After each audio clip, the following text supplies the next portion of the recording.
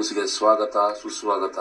ನೇರ ನಿಟ್ಟ ನಿರಂತರವಾದಂತಹ ನಮ್ಮ ಏಕೈಕ ಚಾನಲ್. ದಯವಿಟ್ಟು ಇದನ್ನು ಲೈಕ್ ಮಾಡಿ, ಶೇರ್ ಮಾಡಿ, ಸಬ್ಸ್ಕ್ರೈಬ್ ಮಾಡಿ ಪ್ಲೀಸ್.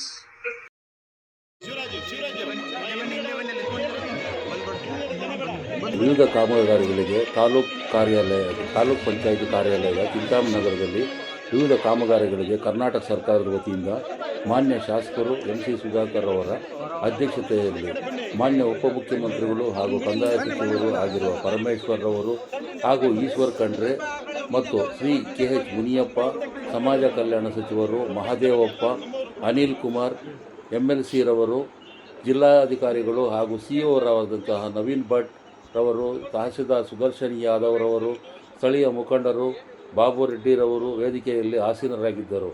ವಿವಿಧ ಕಾಮಗಾರಿಗಳಿಗೆ ಲೋಕಾರ್ಪಣೆ ಮಾಡಿದರು. ಮಾನ್ಯ ಉಪಮುಖ್ಯಮಂತ್ರಿಗಳು ಚಿಂತಾಮಣಿ ನಗರದ ಚರಿತ್ರೆ ಇತಿಹಾಸದಲ್ಲಿ ಆಜಾದ್ ಚೌಕದ ಹೆಸರು ಚಿರಚ್ಛಾಯವಾಗಿ ಉಳಿಯಲು ಸುಂದರವಾದ ತಾಣವಾಗಿ ಕಂಗೊಳಿಸುವಂತಾಗಿದೆ ಎಂದು ಸಾರ್ವಜನಿಕರು ಸಂತೋಷ ಹರ್ಷ ವ್ಯಕ್ತಪಡಿಸುತ್ತಿರುವುದು ಸಾಮಾನ್ಯ ದೃಶ್ಯವಾಗಿರುತ್ತಿತ್ತು. ಸದರಿ ಕಾಮಗಾರಿಯು ಇಂದು ಸಾರ್ವಜನಿಕರಿಗೆ ಲೋಕಾರ್ಪಣೆ ಮಾಡಿರುತ್ತಾರೆ. ನಂತರ ಡಾಕ್ಟರ್ BR ಅಂಬೇಡ್ಕರ್ ಅವರ ಭವನ ಕಟ್ಟಡವನ್ನು ಲೋಕಾರ್ಪಣೆ ಮಾಡಿ ಎಲ್ಲ ಗಣ್ಯ ವ್ಯಕ್ತಿಗಳು ಭಾಷಣ ಮಾಡಿದರು. ಸುಧಾಕರ್ ಅವರನ್ನು ಗುಣಗಾನ ಮಾಡಿ ಕೆಲಸದ ಮೇಲೆ ಅವರಿಗೆ ಇರುವ ಆಸಕ್ತಿ ಮತ್ತು ಹಿಡಿತ ಮತ್ತು ಮೆಚ್ಚುಗೆಯನ್ನು ಎಲ್ಲ ಸಚಿವರು ವ್ಯಕ್ತಪಡಿಸಿರುತ್ತಾರೆ. ಅಸಂಖ್ಯಾತ ಕಾಂಗ್ರೆಸ್ ಕಾರ್ಯಕರ್ತರು, ಸಾರ್ವಜನಿಕ ಸರ್ಕಾರಿ ಅಧಿಕಾರಿಗಳು, ಮುಖಂಡರುಗಳು ಸಮಾರಂಭಕ್ಕೆ ಮುಖ್ಯ ಸಾಕ್ಷಿಯಾಗಿರುತ್ತಾರೆ.